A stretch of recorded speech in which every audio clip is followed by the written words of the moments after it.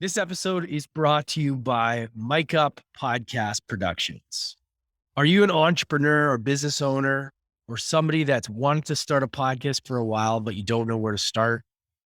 You're busy, your team's busy, it seems overwhelming. Well, we got you covered.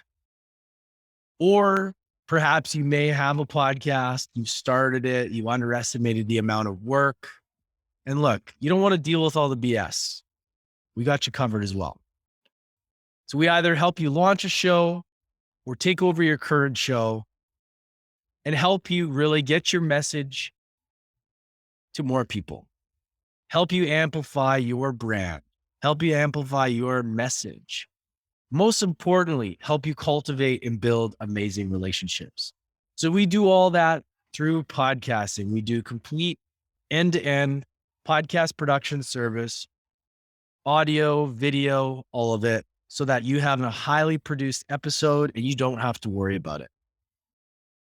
Let people that know what they're doing take care of things that you don't want to deal with. And I know your team's busy. People have a lot to do. And the last thing you need is another project. So if you're interested, you want to start a podcast, we have a few spots that are opening up. Hit me up, DM on Instagram, follow me on lance.essihos, reply with in my DMs podcast. And then we can set up a time with my team and we can have a chat, qualify you and find out your goals and see if we're a good fit. Simple as that. All right. Mic Up Podcast Productions. What's up, everybody? Welcome back to the show. Oh, man. Today's a very special episode. I'm going to get into my experience so far in Costa Rica and my beautiful experience with the powerful medicine of ayahuasca. So if you guys are new to the show, please hit the subscribe button wherever you're listening to. And if you guys do get value from this, I would love to hear your thoughts.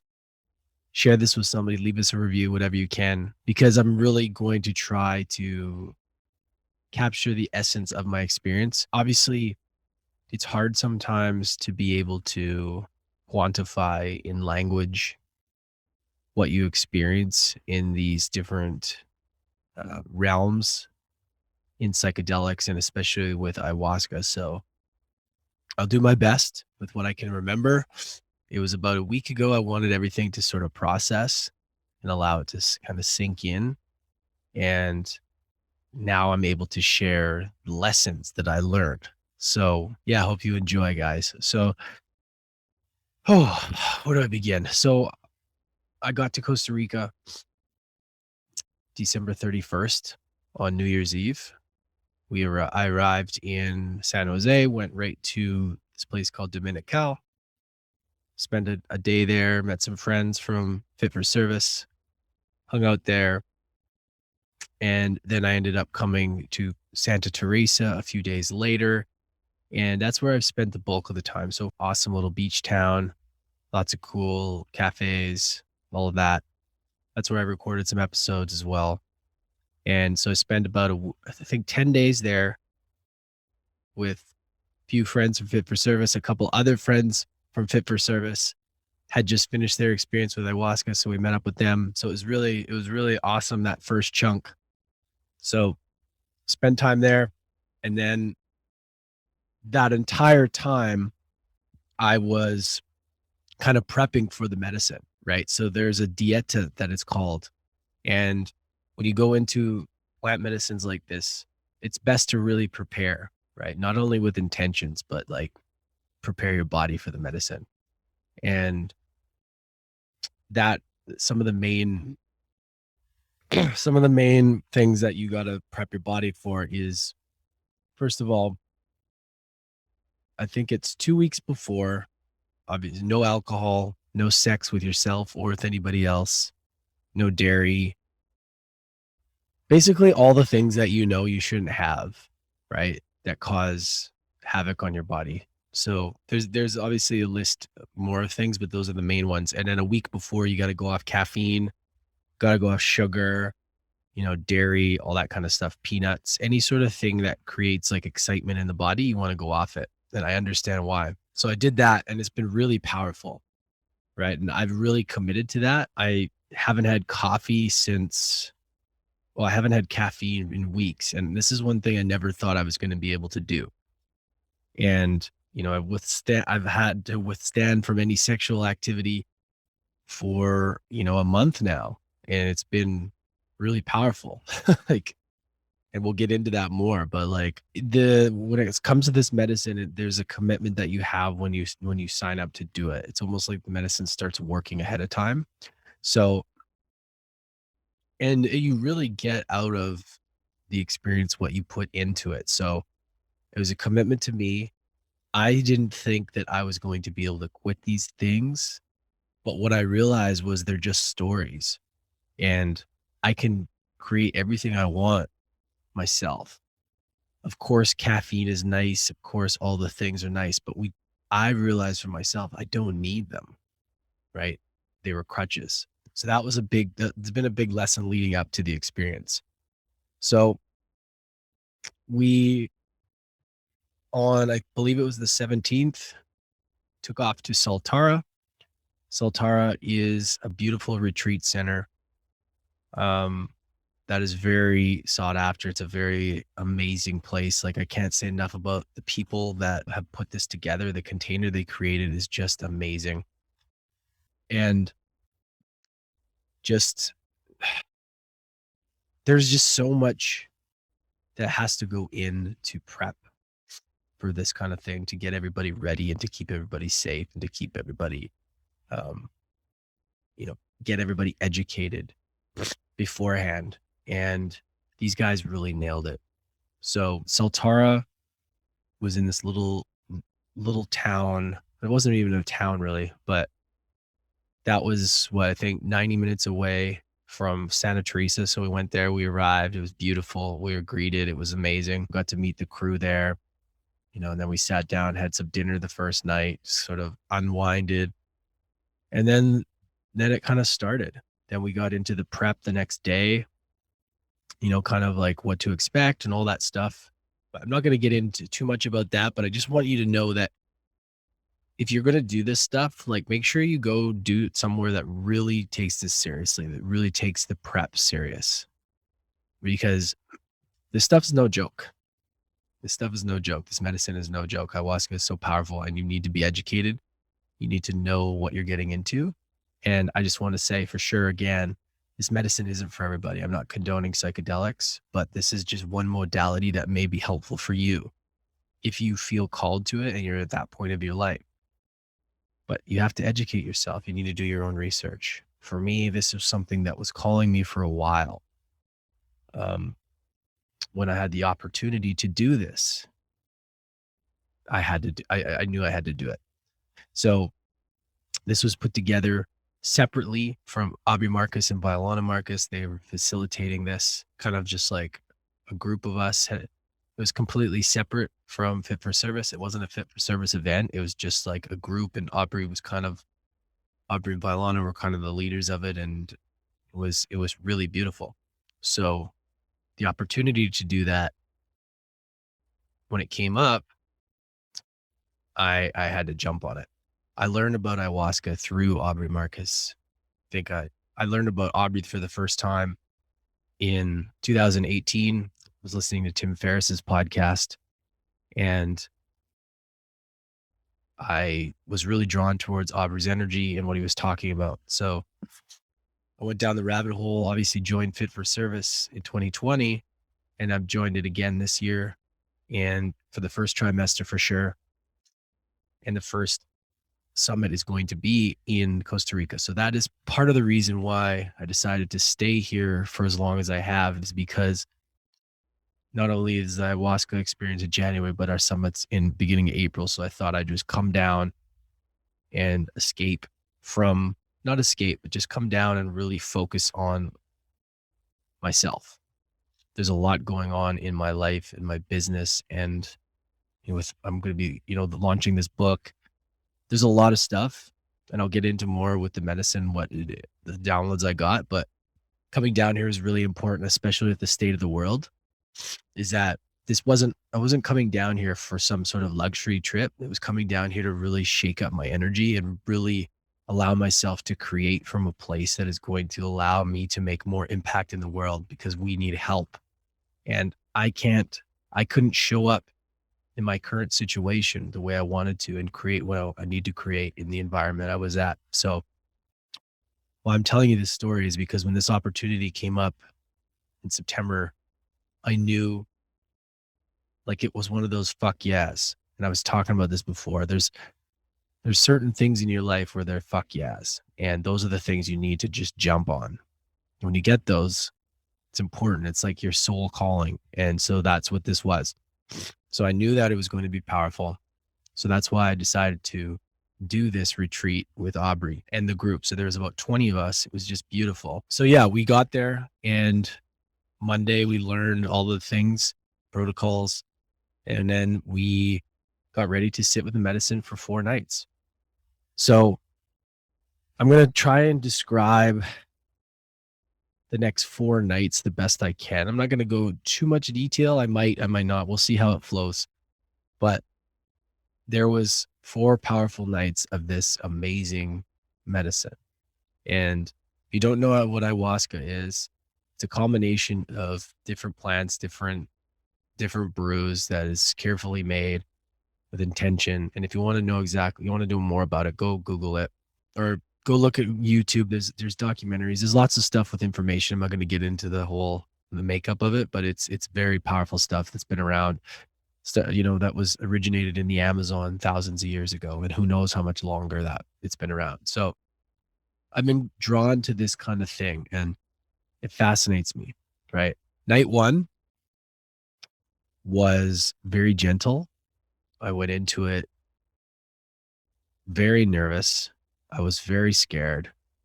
Also, because we had met up with some of our friends from Fit for Service that had just gone in the week before, I had a bunch of stories about them in my head, and I was a little bit worried, and I was like, I wanted to know, but at the same time I didn't. And it was one of those things where a lot of you guys may know, I've suffered with anxiety of most of my life. I've always kind of been scared of things, this underlying anxiety or fear of doing these things that are uncomfortable. Even though I've gotten better at it, it's always been something. And so I had this anxiety going into the first night. So I had 1 cup. It was really beautiful. We sit in the maloka, which is like this like massive, how do I even describe it? Like a massive teepee or something. And the maestros who have been working with this medicine for like over 30 years, they basically set the space, right? They set the space with intention. They're smoking mapacho, which is like a Brazilian tobacco, or Peruvian tobacco, South American. And it kind of it sets the intention and kind of cleans the room of like any evil spirits or whatever. So there's a process that we go through, and we're sort of waiting around, and then we're called up to do the medicine. So there's the facilitators that are there. There was 2 facilitators, and then there was 2 maestros. Now they're called maestros because they're specific to the Shipibo tradition. Sometimes you'll hear them called shamans. Sometimes you'll hear them maestros. These ones are called maestros. So anyways, wanted to just give you some insight. So when I went up, I was really nervous. I decided to take 1 cup. 1 cup was just what I needed for the first night. My intention going into the entire ceremony was, how do I uncover my true potential? Like, what is holding me back? Like, why wouldn't, how do I get there? Like, I know in my heart that up until that point, like, I've known my true potential. I could feel it, but like there was something holding me back, and I wanted to uncover that. So I went into that the first night, and it was really gentle. There wasn't a lot. I could start to feel waves of it. It's a pretty scary thing. Once we've all had the medicine, they turn off the lights and it's completely dark. and all you can see is kind of like outside. It's kind of a creepy feeling, but interesting. And we wait about a half hour to an hour, I can't remember, for the medicine to kick in. And then the maestros will come around and they'll sing you the Icaros, which is a song, a Shipibo song. And they sit in front of you and they sing it and they do this stuff and they open you up and get you ready to receive the medicine and all that. So they go around the entire room. There's 22 of us total. And once they go around the entire room, both of them, that usually takes us to kind of like the end. And then from the end, there's like the silent period and then the ceremony's over. And if you're still in the medicine, then you got to sit in there and wait. So that night, medicine took a little while for it to kick in, but it started to kick in very lightly. And I started to get this like profound, these downloads. When I say download, I mean insight. So these thoughts of gratitude, like just so grateful for my life, so grateful for everybody in it. Like I was almost in tears because it was just like, it was beautiful. And what I was told is that in this medicine, it's all about how your perspective is. Like sometimes things get overwhelming and you need to know that the medicine is working for you. So when you switch things to being grateful and when you go back to your breath, whatever things are scaring you or whatever world you're in, it'll bring you centered. You can also smoke mapacho. You don't inhale it, but it like grounds you. So that night I got a little bit of waves of anxiety right away. And I was panicking a bit because I could feel it working. But then I switched it from being, oh shit, like I'm so scared to like, I'm so grateful. And I started to breathe through it and it allowed me to kind of center myself. But there's this overwhelming feeling and didn't really get a lot of vision that first night, but I did get some insight into my life. And basically things were popping up in my life from my teen years that were areas where I felt like the confident boy that I was changed. Like there was some stuff that happened. My teen years were not fun. They were not fun. They were very challenging. And I did a lot of stupid shit for attention because I was so lost. We moved away from my family when I was young, my mom's side. And, my dad got remarried to a woman with 4 kids. And it was just a chaotic time. And I was just playing hockey and trying to fit in. And man, it was rough. But there was some times that popped up in my life that I was like, oh, that's the reason. I forgot about that. So I guess the medicine, that was kind of the first step at showing me like, oh, these are the things. This is where things got fucked up, on the timeline. This is where things sort of, this is where things you kind of lost and unraveled a little bit. So, and it showed me that. So I was like, okay. So I looked at it with gratitude and I looked at it like, okay, wow, this is interesting. So I was like, oh, you did well. Good job, and it was super gentle. It was a gentle night. And yeah, the medicine there, I just kind of lied there. It was a little bit, I could have probably taken more that night, but I didn't. And I was just kind of like restless. And then the ceremony ends. So it goes on from about 8:30 until around 12:30, 12:45. And then after that, you can go up to the star deck and you can look at the stars and it's just beautiful. So the first night was super chill for me. Second night. Let's talk about the second night, my friends. When I finished the second night, I basically said that it was the most challenging night of my life. It was like a night of a living hell. And after the first night, the next day we went and we sat with the maestros and a couple of the facilitators, and they basically asked, what's your intention? Like, what do you want to find insight with? And I said, again, I feel like a block. I feel like there's something that is holding me back. I feel like I want to help people. I want to create this massive empire and help so many people. And there's something there that's blocking my true potential. And the maestro basically said to me, you need to develop self-love, in order for you to reach your true potential, you need fully to love yourself. And he had said, in order for me to love my family and love my wife, I need to fully love myself. And I knew that in theory. I've talked about it, you guys. I've talked about self-love a lot, but I didn't know what that really meant. So I thought, okay, great. How can I love myself more? Like, how can I do that? And I thought, oh, this is probably going to be an easy night. I'm just going to learn to love myself. And that was not the case. So I drank 1.5 cups. The medicine, the stuff is disgusting. The taste is just, oh my God. And as the nights go on, it's harder to stomach. So yeah. So the first night, there's people purging, but it wasn't that bad.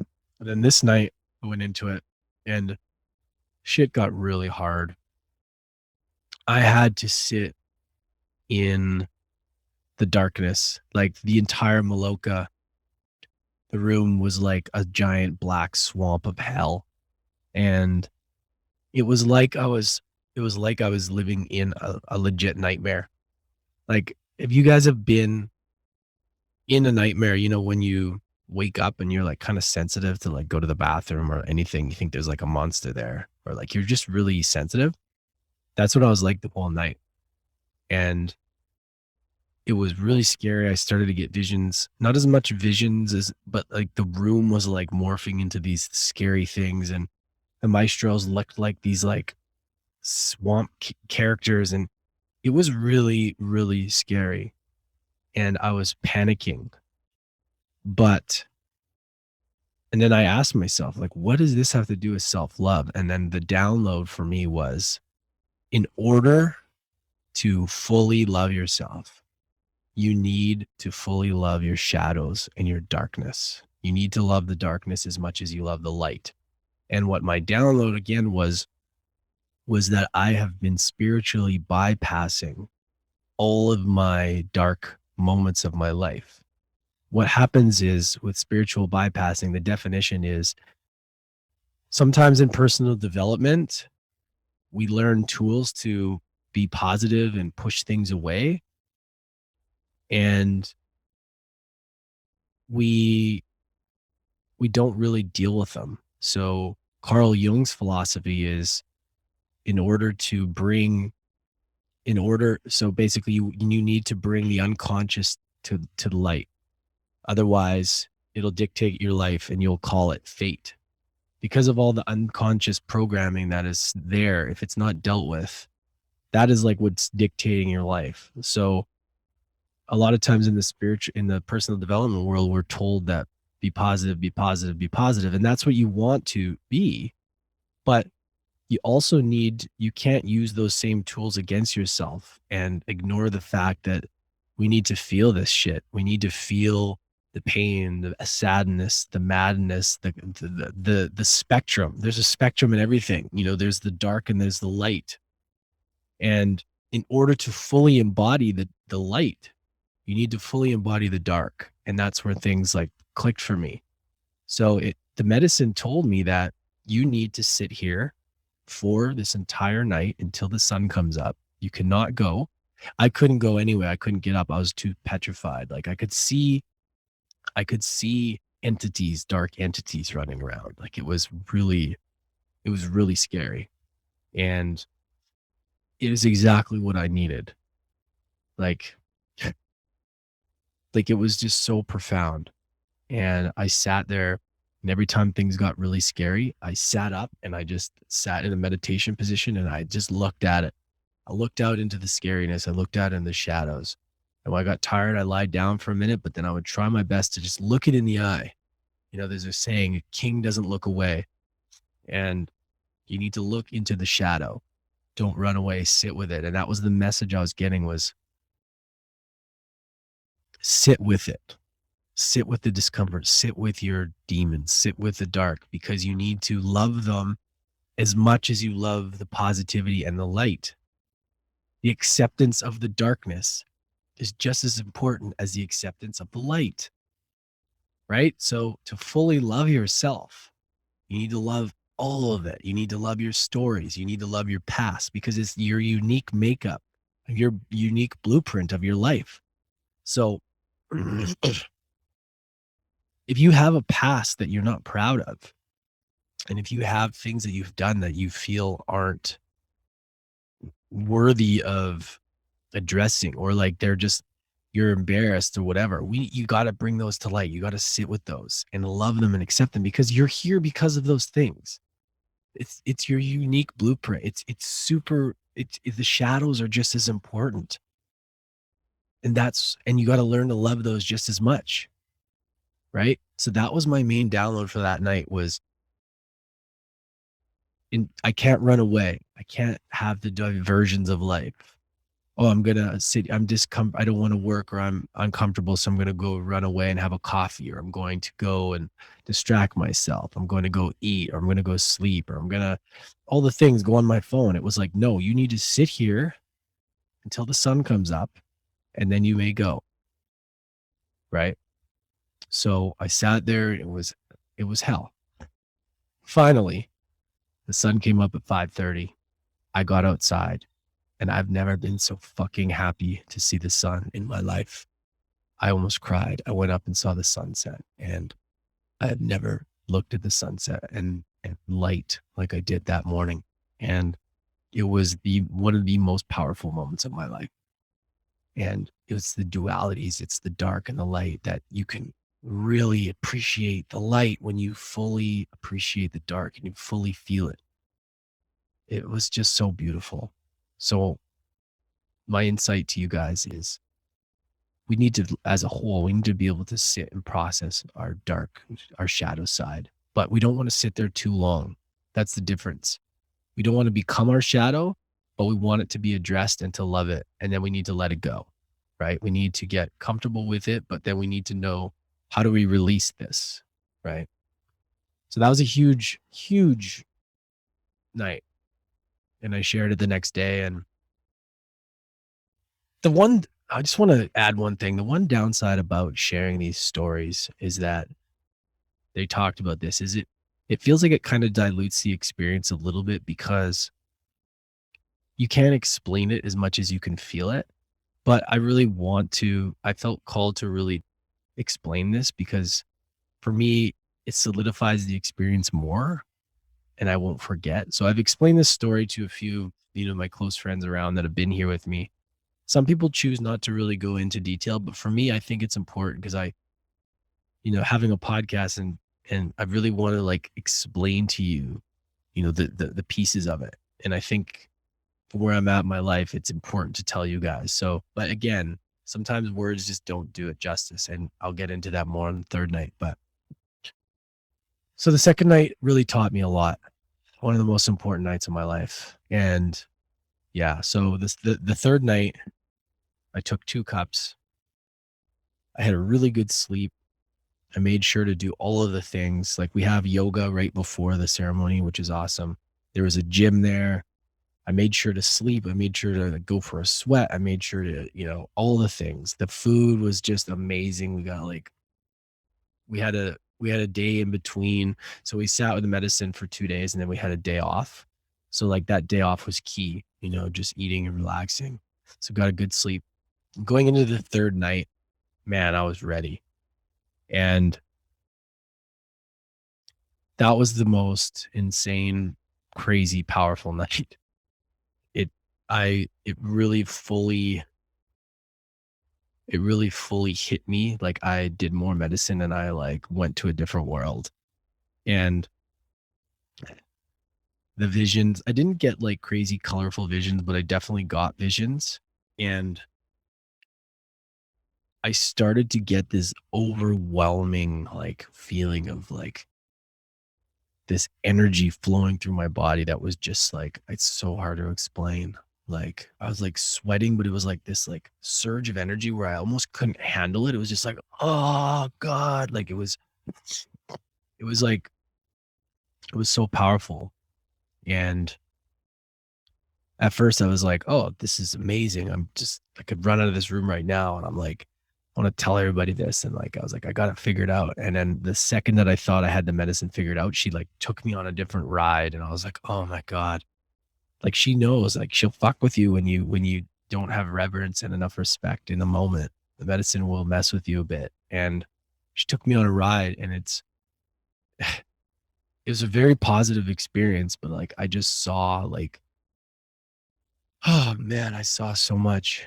I had so much. It was more about what I felt versus what I saw as well. So I tapped into this world of like really seeing universal intelligence, like what we're really connected to in this world. Like I was looking up and I could see these stars, and I was just like, wow, like we're part of this ecosystem, this universal intelligence. And I also was connected and got the insight about about life force energy that, withstanding from sex, abstinence, withstanding from all these things, these stimulants, it allows you to almost charge up this natural energy that we have within us. We deplete this stuff by giving away our power all the time. And then we need to consume things to give us things to fill the void that we don't have, but we actually have it within us. And what I got from my insights that night was you can create anything you want. It was like, Lance, like, because my intention that night was show me my career path. How can I help more people? Like, what can I do? And it was like, it showed me, it was like, you can fucking create anything you want, but if you can create from a place of life force energy and from love, that like real core feeling, you cannot fail. And I felt my success. Like I saw insight into my future about what it felt like to feel successful. And it was literally like, you have the opportunity to do whatever you want, but you need to believe in yourself. And up until this point, you haven't fully believed in yourself. If you believe in yourself and you come from a place of love, that true life force energy, you can create anything. And it's so hard for me, you guys, to quantify that feeling, but I saw it. I saw my potential. I felt my potential. I felt the energy. I felt like I was getting lightning struck with this like insight of power into my soul. And it was so overwhelming, because it was like, what do you want to create? What do you want to do? Like, what is it you want? Like, and it was like, say it and it's done, And in theory, we know this stuff. Like if you're in the personal development world or you listen to Joe Dispenza, they talk about this. It's like, you can create anything you want, but you need to put yourself in the position of it already happening, right? Dr. Joe Dispenza talks about this. And, that with a combination of work, like you can create anything. And I really believe that the quantum level, like if you can see it happening, you can create it, but it takes a certain amount of belief. It takes a certain amount of action, right? And my main downloads from that night was like, wow, like I can do anything. And that may sound funny to some of you, but it's what I needed. And I have doubted myself so much in my life since I was a teenager. I was a very confident kid, but along the way, it's been tough. And some people are like, don't you see your potential? And some, don't you see like, how much you can, like all these things people tell me. And I go, no, sometimes I don't. I compare myself to others, and I like doubt myself, and I wonder if what I'm doing is making a difference. And I really saw it from a different angle. I saw how others see me, but I just saw myself as how I wanted to be seen, if that makes sense. Like I looked at myself with love for the first time. I looked at myself with like, wow, you're doing good, like good for you. I really cultivated this like love for myself and belief. And that was the message. Like if you really want to create something, you just need to fucking believe in yourself. And again, in theory, we know all this stuff, but I felt it. I saw it in a different dimension. I saw it in a different realm. It was like I was in this avatar world and I was like, wow, okay.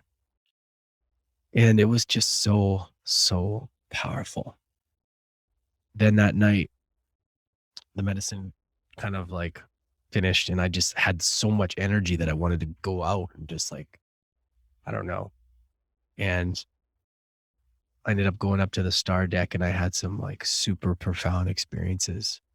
Um, Not going to get into too much detail about this stuff, but I saw some really, I was in a different dimension. I saw some beings, some light beings, and it was so beautiful. And I've never seen different dimensions. I never tapped into that before. And, you know, I've had Elizabeth April on the show. I've had a bunch of different people who have talked about this, but like I've always had I've a very skeptic. I've always been skeptic about this stuff. Like it's like, what is this bullshit or is this true? But I saw it. Like I felt it. I was in a different dimension. I saw these light beings, and I know it may sound crazy, but it was so powerful. And sharing the love, what we're all going through, with Aubrey and Vylana and Joe Hawley, there was just so much magic. And, Vylana was doing the sound healing that was just like getting right into my soul. And it was just so beautiful. And, you know, her and Aubrey came over to me when they saw me kind of struggling because the medicine had reactivated after I had some tea, and I was sitting on the star deck and I was just like, holy shit, like this was it was kicking in. And he just came over to me and he started to help me breathe. And he started to do these tapping things on my chest while Violana sang to me. And it was just like the most beautiful thing. And it almost like it healed parts of my soul that were like in a different place. And it was just beautiful. It's again hard to quantify, but thankful for those two for being there during that. And yeah, there was also waves of scariness that night too. Like there's times where like you go so deep into the medicine that there's parts of your ego that needs to die for parts of you to kind of be reborn. And I had to be at one with like dying. And I literally saw my body fade. Everything, all the stories in my life started to fade out. And I started to just become part of the astral. I faded out into it. And it's scary because the room all of a sudden just turns into this room, but you can't see anybody, the doors. Time felt like it didn't exist. And I was like, felt stuck in this world. And then that's where you can smoke mapacho, where it like grounds you. But there was a time where I was like, holy, I just need to accept this. And, your body sometimes starts to disappear into nothingness. And that, again, it's hard to quantify, but it's why if you wear like a rock, some sort of stone, something around your neck, it like grounds you. That's like what's real. And you start to question what's real when you're in these, when you're starting to get deep in this medicine, because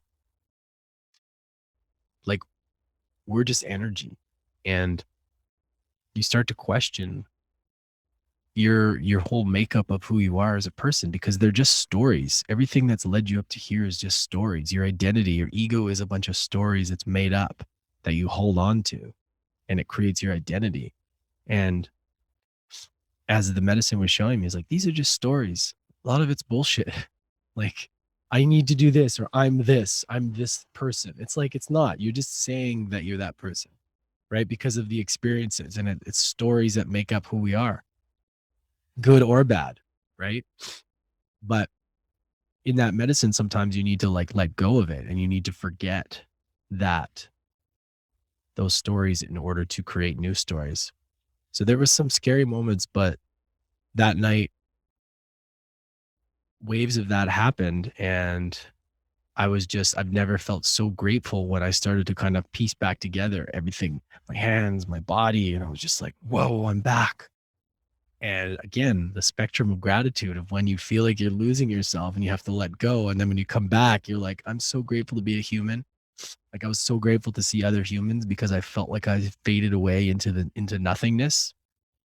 And on the star deck, the reason I started to tell this was that I started to fade again, and having people around me and having that song sung to me, and it allowed me to kind of remember who I was, because it's so easy to just fade off into the existence.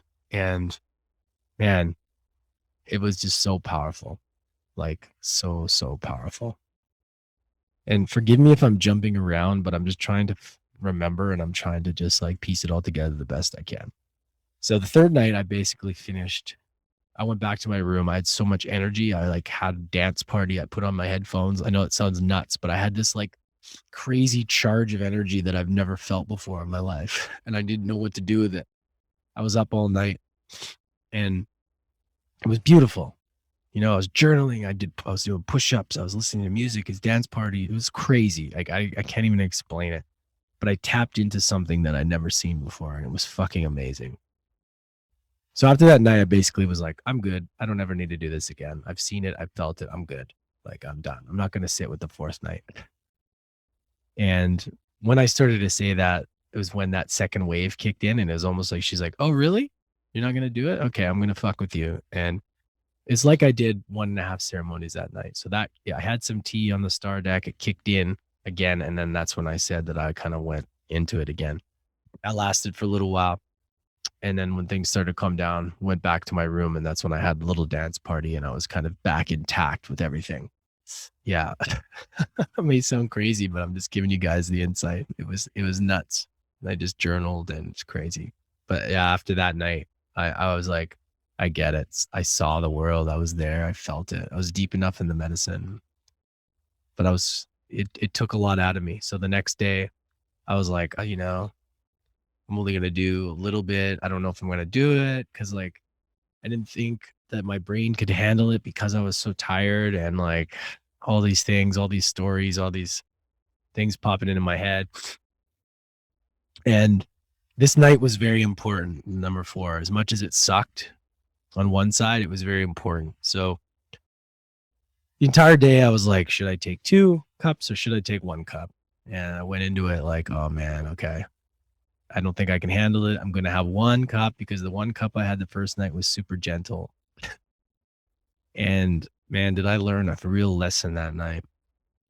I took the first cup, and basically as soon as I took it, she was like, you need to take another cup, or I'm going to make your night a living hell again. And I was like, oh, no, but I can't handle it. Like there was no voices. Like, I want to be clear, when you hear this, it's like this intuitive, loud inner voice. It's like, some people specifically hear Mother Ayahuasca talking. I didn't, but it was like this, like, you got to take this, you got to take more. You're going to sit in this like discomfort. And I was like, oh, forget it. I'm fine. I ignored it. And it sucked. It kicked in, and it was just like this like scary annoyance. It was almost like, again, it was the room turned into I saw like these like sharp teeth in like the Maloka, and it was almost like everybody, it was like I was in the movie The Alien, and everybody was walking around. They had these big heads, and I was like, oh my God, this is weird. And I was like seeing, like, my visions were like these like weird, scary things popping up, and kaleidoscopes coming, and like these like eyeballs, just like overwhelming. And I was like, oh my God, I'm stuck in this. This is going to be, how am I going to get out of this? Like, it was really, really tough. And I wasn't deep enough in the medicine to like fully let go. So my ego was sort of intact still, but I was still in it enough that it was like uncomfortable. So it's almost like I should have taken more, because it would have taken me out of my head, even though it would have been more overwhelming. So that was what I learned, is you got to take enough medicine. And immediately the lesson was this. It was like, here you go again, not trusting yourself that you can handle it, right? The main lesson from that experience was, the night before, when you were scared. So the second night I took 1.5, I was scared shitless. And then I stepped up and I took 2. So that I was rewarded for that. On the other side of fear is a reward. And I faced it the third night. The fourth night, I ignored that. I thought I could have an easy night. I was scared to take two because I didn't think I could handle it. And I was making up this like projection in my head about what would happen if I took two. So instead, I had to live in the world of not doing it. And that was even more uncomfortable than taking it. So even though I was tired and I wanted an easy experience, I actually had a really challenging, draining experience. So you can't escape it, is what I'm getting at. And that was the message, is that you can't escape it. There's no such thing as like a free ride, you know? Like you gotta like believe that you can handle it. And it was the download was, you need to face your fucking fears when you're scared. And you need to look at a fear as you get a fear response, that the trigger of a fear is something stepping up to you and saying, you need to go into this, because it's almost calling you. And when you step into that on the other side, you get rewarded for it. There's a reason you're scared of things. And that was like what I was getting at. And I'm not saying go be stupid and do stupid things, but it's like the little fears in our lives, the little things that we're like, I'm scared of that. I don't want to do it. It's like, there's a reason you're scared. And I believe that that trigger is something that we need to pay attention to. Like, why am I scared? Right. And whenever we face those things, there's always this bliss on the other side, right? You got to go in the cave to find the treasure. And that was my main message that I needed to learn that night. It was like, you know that when you face your fears, you're rewarded, but you didn't want to face your fears of taking two cups because you couldn't handle it. So now you're going to be stuck in this fake imaginary world you're going to be stuck in this world of, you try to play it safe. So you're actually not any safer than you would have been if you faced the fear. Right. And when you face the fear, you're rewarded with something. And that was the main message. Forgive me if I'm repeating myself. I'm just trying to quantify this. Whoa, bird just ran right into the wall of our glass house here. That's crazy. I'm outside and it's like, there's so many different animals. But yeah, that was the thing. It was like, you need to believe yourself in your life. Again, it was like, you need to trust yourself. The medicine was like, you didn't trust the medicine and you didn't trust yourself that you can handle it. So, and I don't know, for whatever reason, my body, I think, oh, I can't handle it. I might have a heart attack or I might die.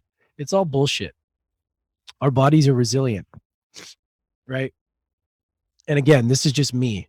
I'm not giving anybody advice, like if you're not healthy or whatever, but like, I know I'm healthy. I know I've had physicals, I've had medical tests, I'm healthy, but for some reason, there's this fear that I can't handle things. And the main download of that last night was like, you can fucking handle it. You just need to believe in yourself that you can handle it. And you need to know that on the other side of your fears, you are rewarded. And that's the way our lives work. It's like every little bit of fear that we face is like a new reward. Those are the gifts. That's the gifts from life. Facing the fear is the gifts. And it's the same, facing your adversity, you guys, like, really unpacking what adversity is. When you face that shit, when you run into adversity, you're rewarded on the other side. And in order to face that adversity, you need to believe yourself. You need to believe that you can do it, that you are powerful. We are powerful humans. We're here for a reason. So that was the main thing that I got out of that. Is it was a challenging night, but that was the message. And that was how the medicine works. It's like, you have to come from a place of being empowered versus victim. It's like, sometimes if you don't have the tools or you don't have the right perspective with this medicine, you can look at things like, oh shit, why did that happen to me? Why is this and why is that? And you can take everything literally, but not everything is literal that you see. A lot of things are metaphors. And sometimes you just need to be curious for the lesson. And I got exactly what I wanted. Each night was a piece of the journey itself, of like how to become and tap into my true potential. I discovered where it stopped, I discovered what's stopping me. I discovered what I need to do and how that's possible. And then I also saw what happens when I don't believe in myself and I don't face my fears. So it was just such a beautiful experience. And sometimes we can't get there with other modalities, right? And I believe now that definitely this is not for everybody. I want to say that this medicine is powerful and you need to, there's a protocol. But if you do feel called to it and you're at that point where you've done a lot of the things, you've done the hypnotherapy, you've done the breath work, you've done the meditation, you've done the things, and you want to try a different modality of healing that you may have not unpacked out of your subconscious, this may help you. But again, this medicine is no joke and it needs to have a lot of respect and reverence. So I would highly recommend it to somebody that is curious about it. But again, you need to have a respect for it.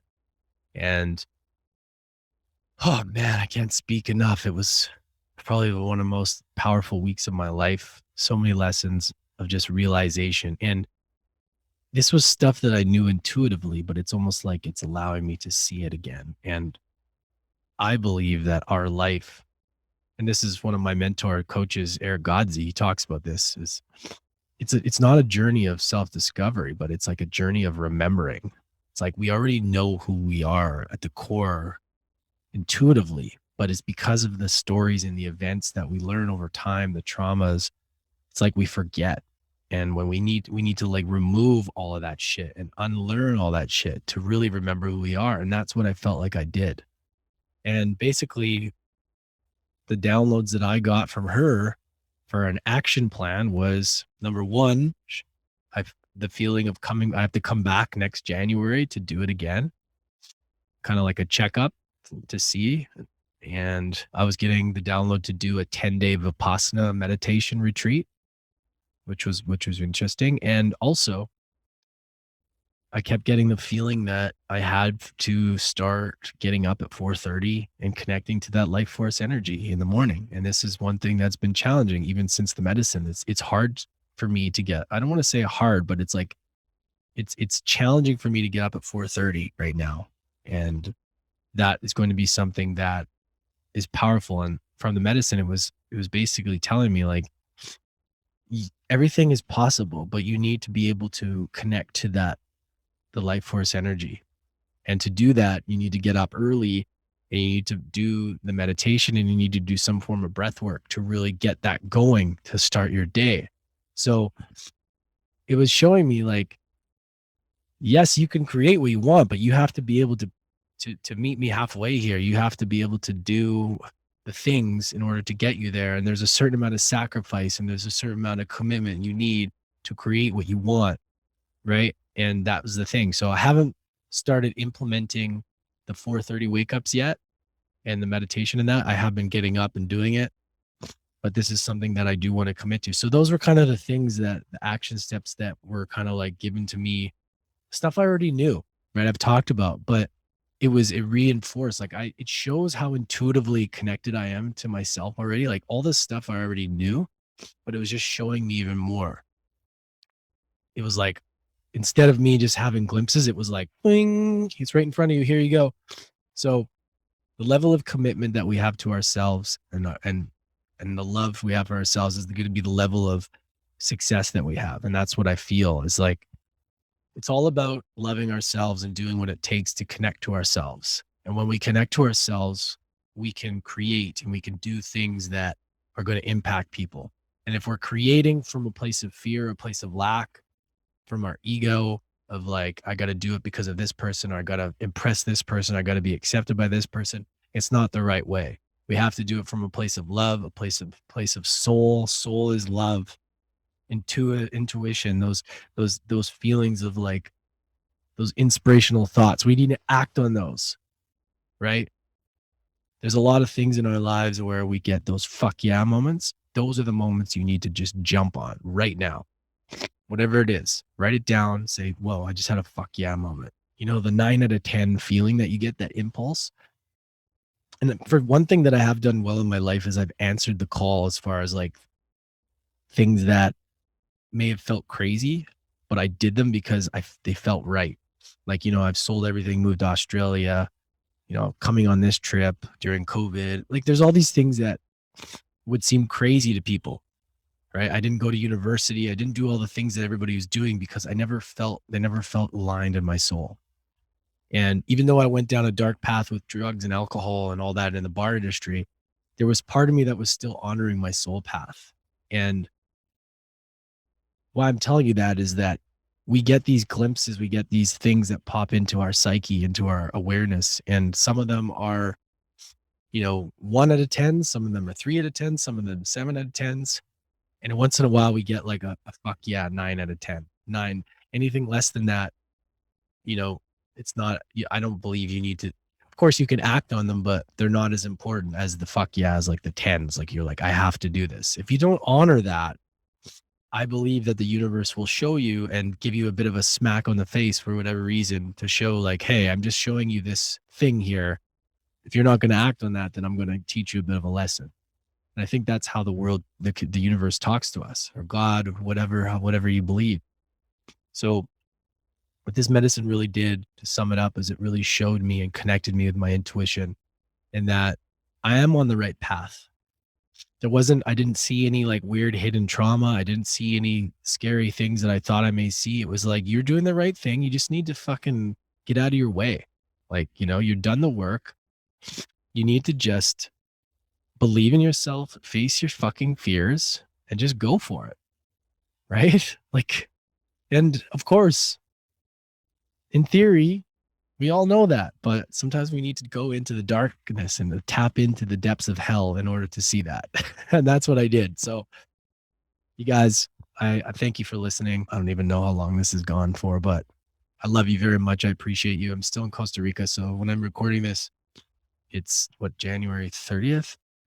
We're going to be launching my new book, Mastering Adversity, the crowdfunding campaign. Really exciting. I'm going to be asking all of you to support me. It's one thing that I haven't done is really sold anybody anything on the show or my audience. But this is going to be one thing that I'm really going to ask all you listeners and all you amazing humans to support me with, because this book is the next step to alchemizing everything I've learned in the last few years, or all of my life, all the adversity I've been through, plus the journey of healing and self, reflection of myself and what I've learned from all these amazing people I've interviewed. Right. And I want to alchemize that into a book. That's going to be called Mastering Adversity. But we're doing the crowdfunding campaign and we got to raise 10 grand. I'm pretty confident that with my network, we're able to, but I am going to ask everybody to please support me. So that's going to be very soon. All the links and information will be there, and I'm going to be doing more promotions for that, but I just wanted you to just keep your heads up for that. And I'm very, very grateful and thank you ahead of time. If you guys got value from this, please let me know. Please leave us a review on Apple. I really am trying to get as many Apple reviews as possible because they really are powerful for landing new guests and just credibility. I think that we have over 150 on Apple, but I want to get to 200 and 500 and all that. So I need your help if you guys could help me out with that. And DM me if you guys got value from this. I really appreciate it. We're in Santa Teresa for a few more days, and then we're going to head out. A couple of people that I'm with are going to be leaving to go back, and going to be traveling with one other person. We'll probably head up to Nasara, and we're just going to explore. So it's a great place. There's a lot happening in my life and in my business, and really getting clear on everything and writing this book. And it's like, it's go time. 2021 is going to be a big year, and I really want to impact as many lives as possible. And I'm super, super excited to share this journey with you guys. And thank you so much for, supporting me along the way. It's going to be a big year, and, stay positive, keep your head up. If you guys need any help with anything, please reach out. It's a crazy time to be alive, but this gives us a chance to really tap in and figure out what we can do and how we can be empowered by the situation, right? We're all in different situations, but we're all going to get stronger because of it. All right. Much love, everybody. Subscribe wherever you're listening to this. And if you want to watch this on YouTube now or anytime, we're available on YouTube. Much love, everybody.